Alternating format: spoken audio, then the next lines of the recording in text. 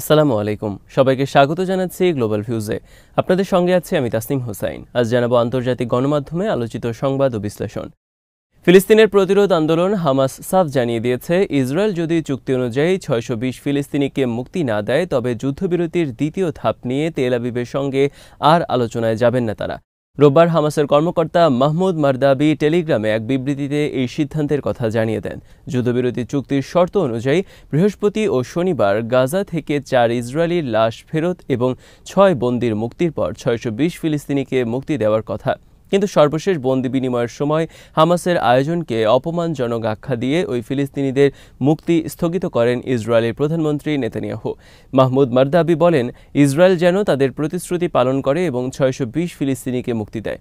তিনি ইসরায়েলের ওপর চাপ সৃষ্টির জন্য মধ্যস্থতাকারীদের প্রতি আহ্বান জানান। খবরে বলা হয়, মিশর এবং কাতার ইসরায়েলের ওপর চাপ সৃষ্টি করছে, তারা যেন ওই ৬২০ ফিলিস্তিনিকে মুক্তি দিয়ে চুক্তির শর্ত পালন করে। এ বিষয়ে মধ্যস্থতায় সম্পৃক্ত এক মিশরীয় কর্মকর্তা এপিকে বলেছেন, ফিলিস্তিনি বন্দীদের মুক্তি না হওয়া পর্যন্ত মিশর অন্য কোনো বিষয়ে ইসরায়েলের সঙ্গে আলোচনা করবে না। হামাস নেতা বাসেম নাইম রোববার রয়টার্সকে বলেছেন, আগে ফিলিস্তিনিদের কারাবন্দীদের মুক্তি দিতে হবে, তাহলেই কেবল গাজায় যুদ্ধবিরতি চুক্তির পরবর্তী পদক্ষেপ নিয়ে মধ্যস্থতাকারীদের মাধ্যমে ইসরায়েলের সঙ্গে আলোচনা করবে হামাস। হামাসের রাজনৈতিক শাখার এই সদস্য বলেন, মধ্যস্থতাকারীদের মাধ্যমে শত্রুদের সঙ্গে পরবর্তী পদক্ষেপ নিয়ে কোনো ধরনের আলোচনার শর্ত হচ্ছে, আগে ৬২০ বন্দীকে মুক্তি দিতে হবে, যাদের ৬ ইসরায়েলি বন্দীর মুক্তি এবং ৪ বন্দির লাশ ফেরত দেওয়ার বিনিময়ে সম্পন্ন হওয়ার কথা ছিল। ৬ বন্দী এবং ৪ লাশ শনিবার হস্তান্তর করা হলেও ইসরায়েল যুদ্ধবিরতি লঙ্ঘন করে বন্দি বিনিময় স্থগিত করেছে। বাসেম নাইম জোর দিয়ে বলেন, চুক্তিতে যেসব শর্ত আছে শত্রুরাও যেন তা মেনে চলে, তা মধ্যস্থতাকারীদেরও নিশ্চিত করতে হবে। ফিলিস্তিনিদের বন্দি মুক্তি স্থগিত করার ইসরায়েলি সিদ্ধান্তে সমর্থন জানিয়েছে যুক্তরাষ্ট্র। রোববার মার্কিন সরকারের পক্ষ থেকে জানানো হয়, এই পদক্ষেপ ইসরায়েলি বন্দীদের প্রতি হামাসের অপমানজনক আচরণের প্রতিক্রিয়া হিসেবে নেওয়া হয়েছে। মার্কিন জাতীয় নিরাপত্তা পরিষদের মুখপাত্র ব্রায়ান হিউজেস এক বিবৃতিতে বলেছেন, হামাসের আচরণ এবং ইসরায়েলি বন্দীদের অপমানের পর এই স্থগিতাদেশ একটি উপযুক্ত প্রতিক্রিয়া। তিনি আর বলেন, হামাসের বিরুদ্ধে ইসরায়েল যে পদক্ষেপ নেওয়া প্রয়োজন মনে করবে, প্রেসিডেন্ট ডোনাল্ড ট্রাম্প তাতে সহায়তা দিতে প্রস্তুত। বিশ্লেষকরা বলছেন, যেখানে আন্তর্জাতিক মহল বিভিন্নভাবে যুদ্ধের অবসান চাইছে, সেখানে হোয়াইট হাউসের এই সমর্থন ইসরায়েল ও হামাসের মধ্যে চলমান উত্তেজনাকে আরও তীব্র করে তুলবে। একদিকে পশ্চিম তীরে ইসরায়েলি সেনাবাহিনীর লাগাতার অভিযান, অন্যদিকে গাজা যুদ্ধবিরতির চুক্তি নিয়ে নাটকীয়তার কারণে মধ্যপ্রাচ্যে উত্তপ্ত পরিস্থিতি বিরাজ করছে। যে কোনো সময় আবারও যুদ্ধ শুরু হওয়ার আশঙ্কার কথা বলছেন অনেক বিশ্লেষক। ইসরায়েলের প্রধানমন্ত্রী রোববার বলেছেন, তিনি হামাসের বিরুদ্ধে আবারও যুদ্ধ শুরু করতে প্রস্তুত। এমন এক সময় এই বক্তব্য এলো যখন হামাস বলছে, বন্দি বিনিময় এবং মুক্তির প্রক্রিয়া স্থগিত করার মাধ্যমে ইসরায়েল গাজায় ৫ সপ্তাহ ধরে চলা যুদ্ধবিরতিকে ঝুঁকির মধ্যে ফেলেছে। নেতানিয়াহু রোববার এক সামরিক অনুষ্ঠানে বলেন, নির্ধারিত লক্ষ্য অর্জনে আমরা যে কোনো মুহূর্তে আবারও তীব্র লড়াইয়ে নামতে প্রস্তুত। তিনি বলেন, আমরা হামাসের অধিকাংশ নির্মূল করতে পেরেছি। এখন আলোচনার মাধ্যমে কিংবা অন্য কোনো উপায়ে হোক, আমরা যুদ্ধের লক্ষ্য পুরোপুরি অর্জন করব। নেতানিয়াহু এর আগে গাজা যুদ্ধে তার লক্ষ্যগুলোর কথা বারবার বলেছেন। তার ভাষ্য, এই যুদ্ধের মূল লক্ষ্য হল হামাসকে পরাজিত করে ২০২৩ সালের হামলায় বন্দী সব ইসরায়েলিকে ফিরিয়ে আনা। ইসরায়েলের রাজনৈতিক ও সামরিক বিশেষজ্ঞ কিংবা হামাসের বক্তব্য, ইসরায়েল গাজা যুদ্ধের একটি লক্ষ্য অর্জন করতে পারেনি, তারা হামাসকে পরাজিত করতে পারেনি। শেষ পর্যন্ত তাদের সঙ্গে চুক্তি করেই বন্দীদের ফেরত আনতে হচ্ছে। আগামীতে আবারও যুদ্ধ গেলে ইসরায়েল বিপর্যস্ত হবে বলে সতর্ক করেছেন ইসরায়েলের বিশেষজ্ঞরা। হামাস বলেছে, তারাও যুদ্ধের জন্য পুরোপুরি প্রস্তুত। নেতানিয়াহুর বিরুদ্ধে যুদ্ধবিরতি লঙ্ঘনের অভিযোগ তুলেছে দেশটির বিরোধী দল। ডেমোক্রেটিক পার্টির নেতা ইয়ার গোলান রোববার বলেছেন, নেতানিয়াহু চুক্তি লঙ্ঘন করে ফিলিস্তিনি বন্দীদের মুক্তি স্থগিত করেছেন এবং এর মাধ্যমে প্রথম ধাপের চুক্তিতে বিপর্যয় ঘটেছে।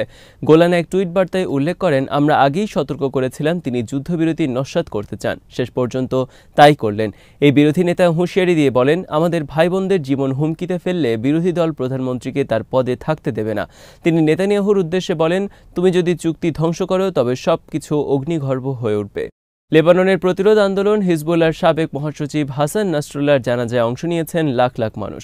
ইসরায়েলি বিমান হামলায় নিহত হওয়ার প্রায় ৫ মাস পর বৈরুতের একটি স্টেডিয়ামে রোববার তার জানাজা অনুষ্ঠিত হয়। নাসরুল্লাহর সঙ্গে তার সম্ভাব্য উত্তরসূরি হাশেম সফিউদ্দিনের জানাজাও হয়।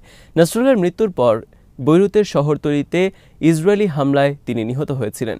দুইজনের কফিন যখন বিশাল জনতার মাঝ দিয়ে নেওয়া হচ্ছিল তখন কফিন বহনকারী গাড়িতে ফুল ছুড়ে দিচ্ছিলেন ভক্তরা। স্টেডিয়ামের বাইরে বিশাল টেলিভিশন স্ক্রিন স্থাপন করে জানাজার ভিডিও দেখানো হয়। তখন স্ক্রিনে একটি বার্তা ভেসে আসছিল, আমরা ওয়াদা পালন করব, এর প্রতি আমরা অঙ্গীকারাবদ্ধ। জানাজায় ইরানের সর্বোচ্চ নেতা সৈয়দ আলী খামেনির বার্তা শোনানো হয়। সেখানে তিনি বলেন, শত্রুদের জানা উচিত দখলদারি, জুলুম ও সাম্রাজ্যবাদের বিরুদ্ধে প্রতিরোধ কখনো শেষ হবে না। আল্লাহর ইচ্ছায় লক্ষ্যে পৌঁছানোর আগ পর্যন্ত প্রতিরোধ অব্যাহত থাকবে। হিজবুল্লাহ রাজনৈতিক শাখার সদস্য আলী ফায়াদ এমপি বলেছেন, এই বিশাল জনসমাবেশ প্রমাণ করে হিজবুল্লাহ এখনও লেবাননের সবচেয়ে জনপ্রিয় দল। হিজবুল্লাহ দুর্বল বা ক্ষতিগ্রস্ত হয়েছে বলে যে বয়ান প্রচার করা হয় তা সত্য নয়।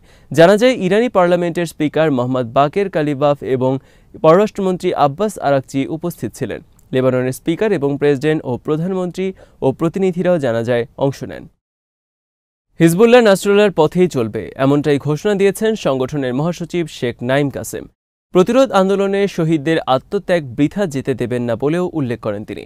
হাসান নাসরুল্লাহ ও সৈয়দ হাশেম সফিউদ্দিনের দাফন উপলক্ষে বিশাল সমাবেশে দেওয়া ভাষণে তিনি বলেন, আমাদের প্রিয় নেতা সৈয়দ নাসরুল্লাহ জাতিকে প্রতিরোধের দিকে নিয়ে গেছেন। আমরা তার আদর্শ মেনে চলব এবং আমরা এই পথ ছাড়ব না। এমনকি যদি আমাদের সবাইকে হত্যা করা হয়, যদি আমাদের ঘরবাড়ি আমাদের মাথার উপর ধসে পড়ে, তবুও আমরা এই পথে অবিচল থাকব। হিজবুল্লাহ মহাসচিব বলেন, নাসরুল্লাহ ফিলিস্তিনি সংগ্রামকে পুনরুজ্জীবিত করতে অসামান্য ভূমিকা রেখেছেন। আমরা এই অঙ্গীকার রক্ষা করব এবং এই পথেই চলব।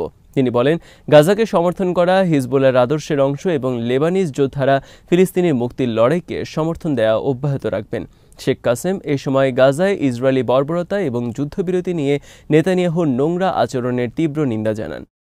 যুক্তরাষ্ট্র জানিয়েছে, এই সপ্তাহে রাশিয়া ইউক্রেন সংঘাতের অবসান হতে পারে। হোয়াইট হাউসের মুখপাত্র ক্যারোলিন লেভিট বলেছেন, মার্কিন প্রেসিডেন্ট ইউক্রেন সংঘাতের অবসান ঘটানোর জন্য রাশিয়ার সঙ্গে একটি চুক্তির বিষয়ে আত্মবিশ্বাসী। 3 বছর ধরে চলা এই যুদ্ধ এই সপ্তাহের মধ্যেই শেষ হতে পারে বলে ইঙ্গিত দেন তিনি। এর আগে ট্রাম্প বলেছিলেন, ইউক্রেনের প্রেসিডেন্ট ভলোদিমির জেলেনস্কির আর কোনো অপশন নেই এবং আন্তর্জাতিক নেতাদের সঙ্গে ভবিষ্যতে শান্তি আলোচনা থেকে তাকে বাদ দেওয়া উচিত। এ বিষয়ে লেভিট বলেন, প্রেসিডেন্ট ট্রাম্প ও তার দল এই সংঘাতের অবসান ঘটাতে উভয় পক্ষের সঙ্গে আলোচনা চালিয়ে যাওয়ার উপর খুব বেশি মনোযোগী এবং প্রেসিডেন্ট আত্মবিশ্বাসী যে আমরা এই সপ্তাহে এটি সম্পন্ন করতে পারব।